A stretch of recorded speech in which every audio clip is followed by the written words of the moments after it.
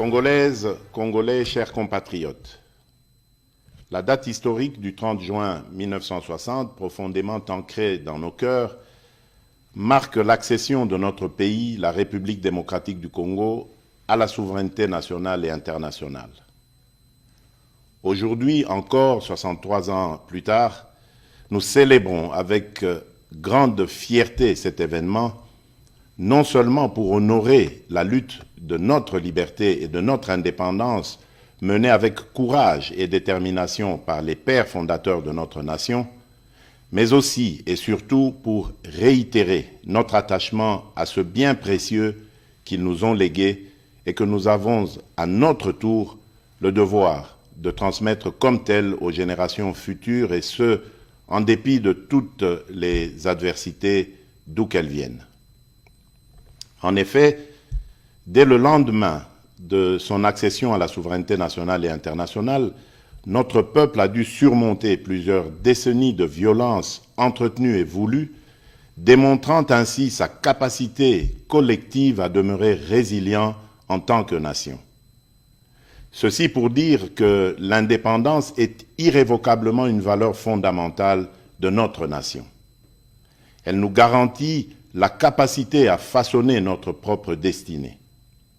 Elle est une quête incessante de liberté, de dignité, de justice et de souveraineté. Elle constitue le socle de notre identité nationale, notre cohésion sociale, car elle nous permet de mettre en valeur notre culture, notre histoire et nos aspirations profondes.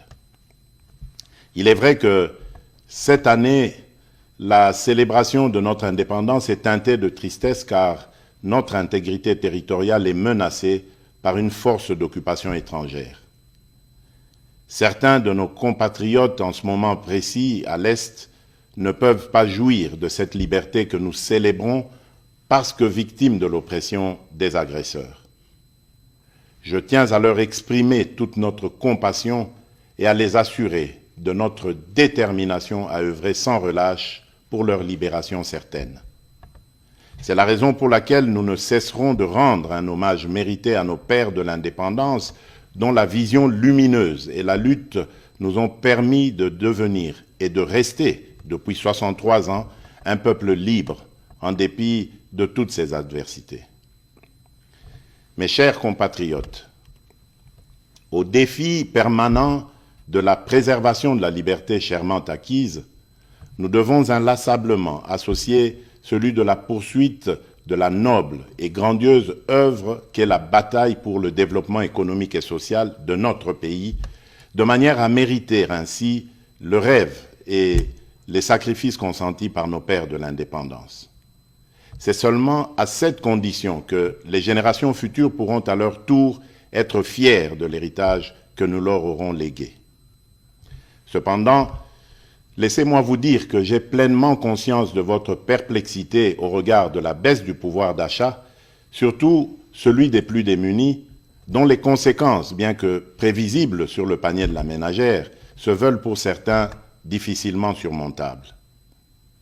Les performances enregistrées au niveau des recettes intérieures, grâce à une évolution favorable des prix de produits de base et à la numérisation du processus de recouvrement, n'ont pas été suffisamment ressenties à cause du contexte économique mondial et de la situation sécuritaire à l'est de notre pays.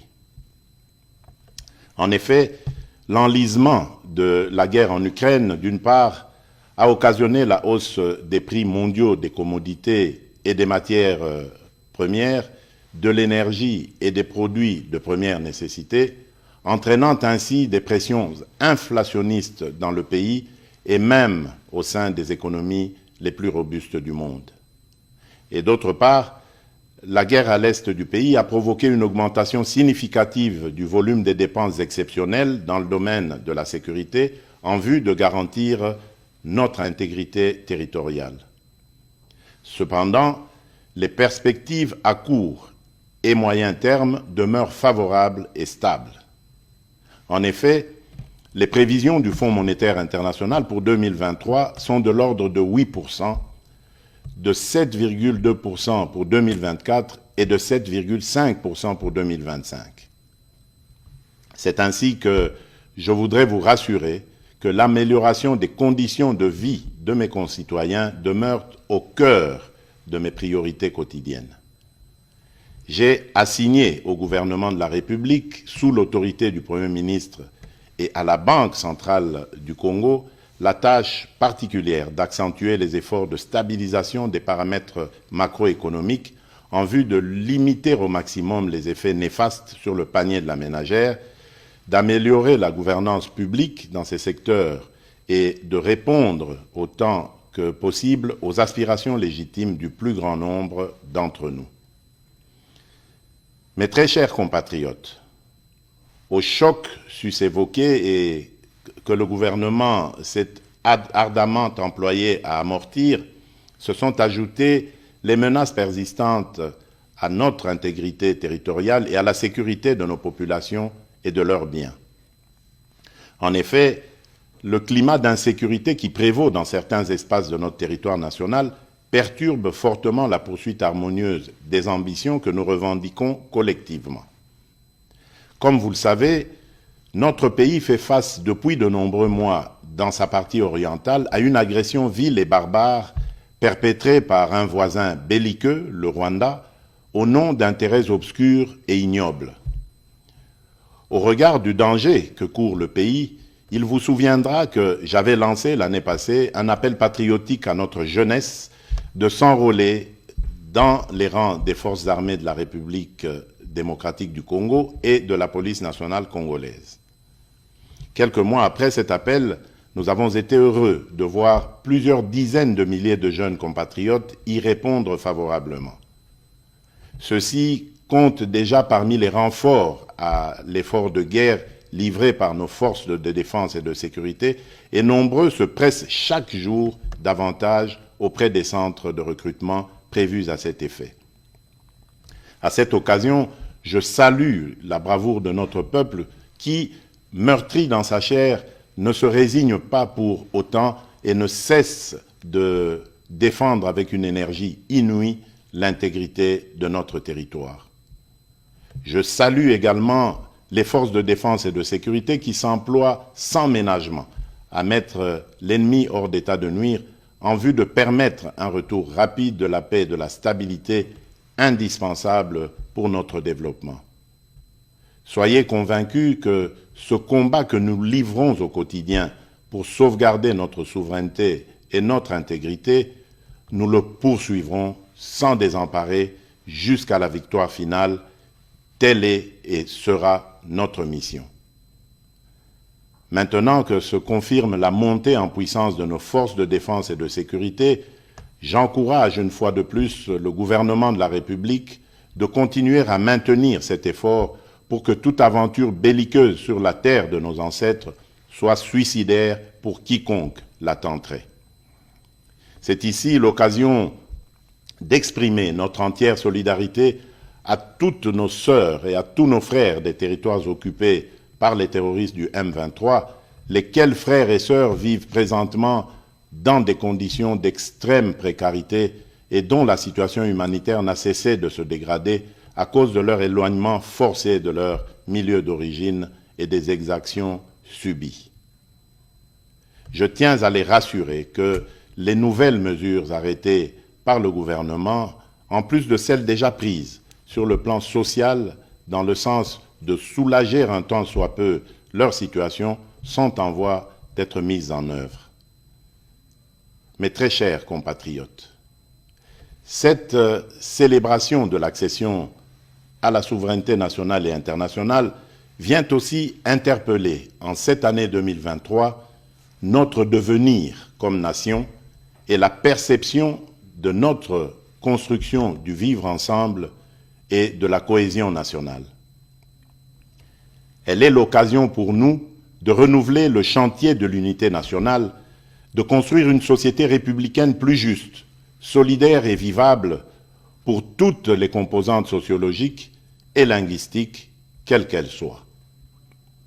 Le défi pour notre pays étant le dépassement des frontières ethniques, culturelles et linguistiques. Cela étant dit, je dénonce toute velléité tendant à opposer différentes communautés congolaises entre elles. Nous sommes un pays diversifié avec différentes cultures et langues. C'est en cela que réside tout le mystère de notre richesse en tant que peuple parmi tant d'autres sur cette planète. Nous devons célébrer cette diversité tout en travaillant ensemble pour l'atteinte de cet objectif commun qui est celui d'avancer notre pays dans l'unité et la cohésion nationale. Mes très chers compatriotes, l'année 2023 est aussi l'année des élections présidentielles, législatives, nationales et provinciales, mais aussi, pour la première fois, celle des élections locales. Ainsi, en dépit des différentes contraintes, j'invite instamment la CENI, comme je m'y suis engagé devant la nation, à poursuivre courageusement et sans relâche les efforts en cours en vue du respect des délais constitutionnels dans l'organisation rigoureuse des différents scrutins conformément aux standards internationaux. Au regard de l'évolution à ce jour des opérations électorales effectuées sur l'ensemble du pays, je félicite la CENI pour cette première partie du travail abattu dans le respect de sa feuille de route. De même, je rappelle au gouvernement de la République de continuer à faire sa part, notamment en prenant toutes les mesures nécessaires pour mettre les moyens financiers à la disposition de la CENI en vue de la tenue des élections transparentes et crédibles dans le respect des délais constitutionnels. En effet, ces élections donneront l'occasion aux vrais dépositaires de la légitimité populaire, c'est-à-dire le peuple congolais, de choisir librement celles et ceux qui seront appelés à assumer, pendant une période, la noble charge de la conduite des affaires de la nation au plan national ou local, dans l'intérêt général. Je vous invite donc à aller vers les prochaines élections dans un climat apaisé et serein, en maintenant sans relâche la cohabitation harmonieuse qui nous a toujours caractérisés et qui fait réellement la force de notre nation. Nous devons absolument, pour cela, préserver dans notre beau pays l'unité, la cohésion sociale et la stabilité, nonobstant nos convictions et nos choix qui peuvent, bien entendu, être divergents. En ma qualité de garant de l'unité nationale et de la stabilité de notre pays, je continuerai à jouer pleinement mon rôle pour assurer ce climat de paix qui doit mener le pays sur la voie du développement durable. Mes chers compatriotes, en ce jour mémorable, le défi majeur reste celui d'associer les couches les plus démunies de notre population dans cette orbite du développement, gage d'une véritable indépendance. C'est le rôle assigné au programme de développement local des 145 territoires, le PDL 145T en sigle. Ce programme, destiné à promouvoir l'émergence des économies des territoires et à améliorer les conditions et cadres de vie des populations rurales à travers des investissements publics massifs, permettra non seulement de réduire rapidement la pauvreté et les inégalités spatiales dans notre pays dans le moyen terme, mais également favorisera une convergence rapide des revenus et des conditions de vie entre les populations rurales et celles des milieux urbains. Je me réjouis de vous informer que les 3 agences d'exécution, chacune en ce qui la concerne, ont prévu de commencer à livrer les infrastructures socio-économiques de développement à la base, que sont les centres de santé, les écoles primaires et les bâtiments administratifs, dès le courant du mois de juillet prochain. Mes très chers compatriotes, l'indépendance est un droit inaliénable que chaque nation doit défendre avec force et détermination, car c'est ce qui nous permet de protéger nos intérêts et notre avenir. C'est ainsi que, pour terminer, j'en appelle à la mobilisation générale de nos énergies et de nos intelligences, pour continuer à bâtir ensemble notre cher et beau pays, à préserver l'unité et la cohésion nationale, à protéger notre intégrité territoriale. Que Dieu bénisse la République démocratique du Congo et son peuple, Joyeuse fête de l'indépendance à toutes et à tous. Je vous remercie.